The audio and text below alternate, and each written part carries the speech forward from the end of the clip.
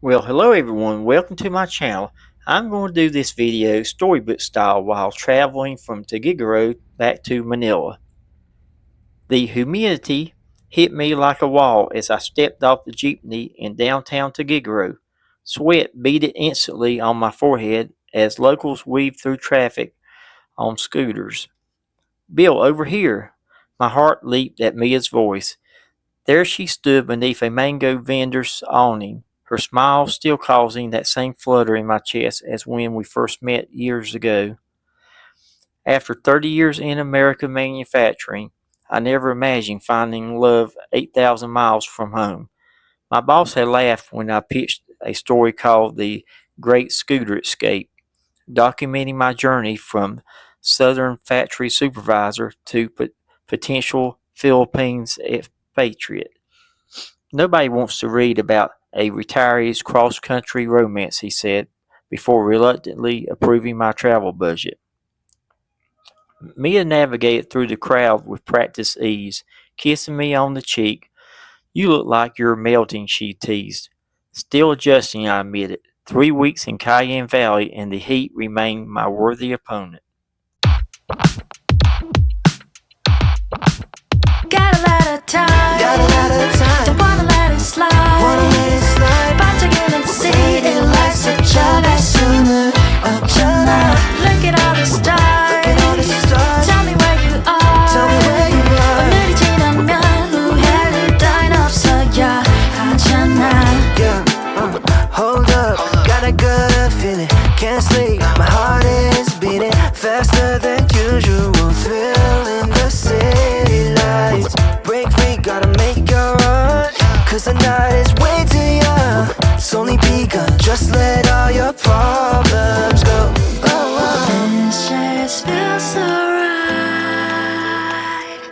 빛을 따라가.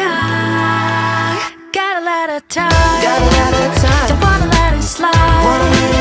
about to get conceited like such a guy sooner of tonight. Look at all the stars, tell me where you are. 오늘이 지나면 후회를 따윈 없어야 하잖아.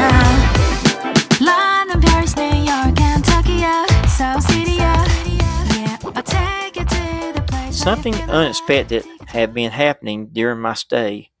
Each morning, while sipping strong Philippine coffee in local cafes, my phone buzzed with news alerts from the USA. Manufacturing expansions, factory openings, production returning from overseas.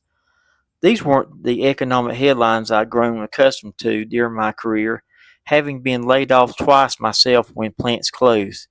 These developments struck a deeply personal chord. Then came Social Security news. For years, I followed the grim forecasts about the fund's impending collapse. My son, from a broken marriage, openly doubted whether the system would exist by the time he retired.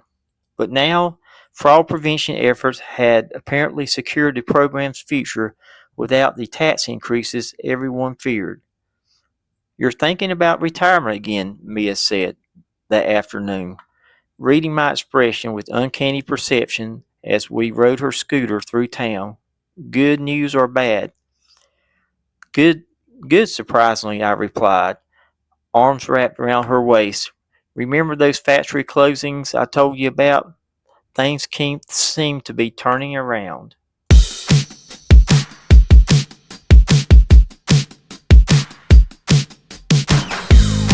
Is what alive without some love is not alive. Is I gotta do the best I can with what I got. So I'm just gonna call you now and tell you how I feel. Maybe I'll get lucky somehow.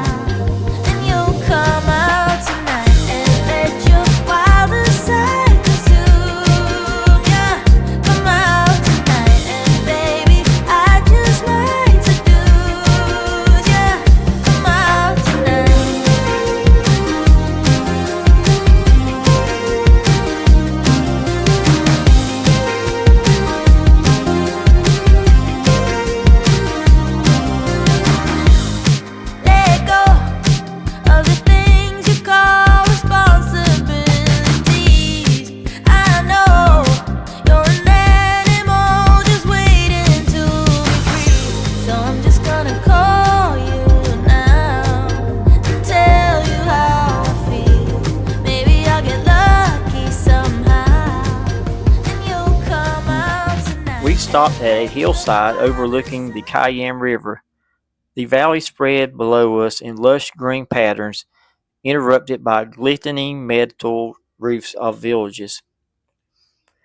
"Tell me what's bothering you," Mia said, her hand finding mine. "You've been distracted since arriving." I hesitated. When we first discussed me moving here, America seemed in decline. My hometown had lost its third factory in a decade. Friends were struggling. It felt like the right time for a new beginning. "And now," she said, "I'm seeing headlines I never expected.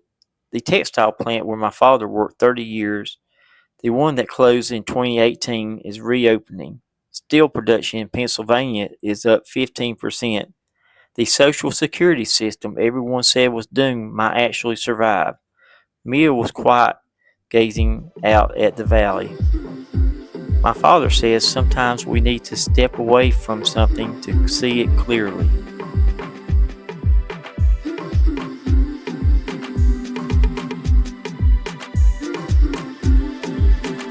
We just keep on walking, but never really getting nowhere. It's like we keep on talking, but never really saying nothing. On different sides, on different times, stuck in a ways we ain't changing. Can't read your mind, and I've really tried. You won't let me in like we're strangers. Say opposites, supposed to attract, but we both can tell it feels often. Should let it go, but somehow we fold, and it happens way too often. We're so different, we're so different. How can we ever agree, make it fit in? It's just like we're so different, we're so different. I don't quite understand you, and you don't get me. It's just like we're blinded by fear. We can't see clearly. Somehow this thing between you and me, standing in the way of our sanity. Yeah. On different sides, on different times, stuck in a ways we ain't changing. Can't read your mind, and I've really tried. You won't let me in like we're strangers. Say opposites, supposed to attract, but we both can tell it feels often. Should let it go, but somehow we fold, and it happens. That evening, on the porch of Mia's family home, crickets providing gentle background music, she turned to me. "What if we don't have to choose between here and America, between your old life and our new one?"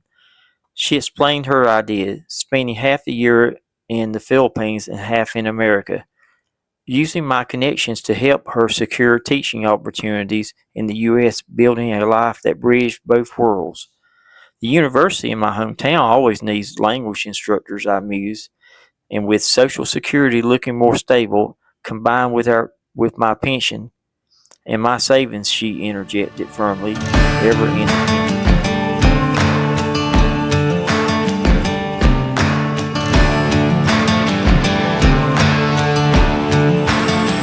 Tell me, baby, what's a man? Oh, what's a man?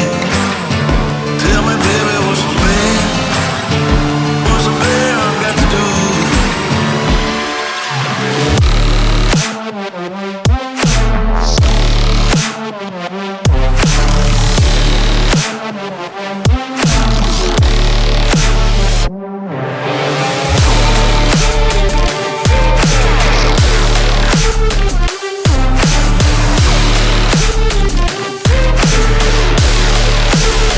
Tell me, baby, what's a man? Oh, what's a man? Tell me, baby, what's a man? What's a man got to do?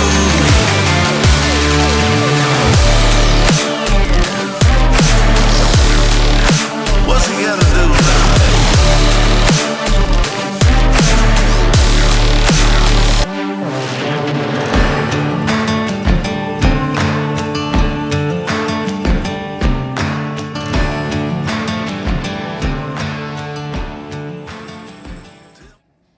The next day, exploring the countryside on my rented scooter, I stopped at a roadside eatery. The proprietor, Marcy, served me pancit and juice. "You're Mia's American fiancé?" she asked. "We're traveling fast in small communities." I nodded, working on a story about finding a new life here. She said her husband found work in Saudi Arabia 15 years. She, Now we have this place and he's at home every night. She gestured toward her small restaurant with unmistakable pride. In America, I found myself saying manufacturing jobs are coming back after years of decline. It's making me rethink what America means and retirement means. Marcy nodded wisely. Sometimes the journey away is what helps us see home clearly.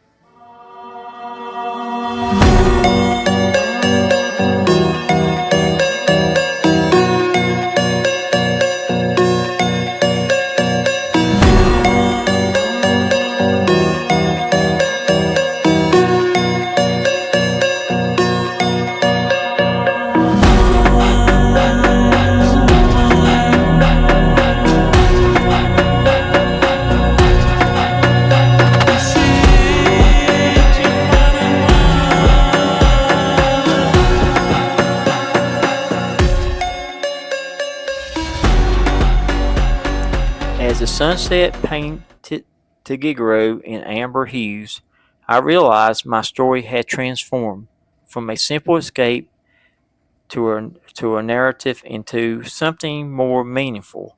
A story about a renewed and second chances, about how stepping away from home helps us see it more clearly, and of building bridges between worlds rather than choosing one over the other. When Mia returned from her teaching job, I shared these thoughts with her. "This is why we found each other," she said simply, "not to choose between worlds, but to connect them." As the stars appeared over the Philippines countryside, I felt a clarity I hadn't known in years. Whatever uncertainties lie ahead in America's economic revival or our cross-cultural relationship, I knew that stepping away had given me the perspective to see what truly mattered. And with Mia's hand in mine, I was ready to build a life that honored both the home I left and the one I found.